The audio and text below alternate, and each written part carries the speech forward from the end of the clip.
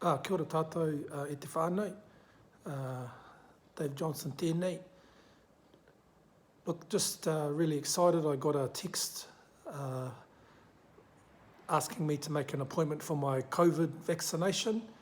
I'm in the age bracket in the 50s, and so I rang the number direct, and it was amazing how quickly and easy it was to get my appointment.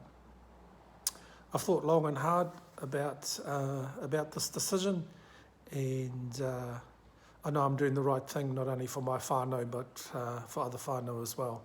So hopefully, whānau, when you get your text for your turn for vaccination, that you will also have a great experience as I had. So I'm going to the facility clinic in a couple of days, and then 3 weeks later I'll go and get my follow-up jab.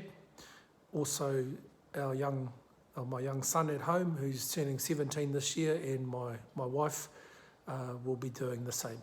Kia ora whānau.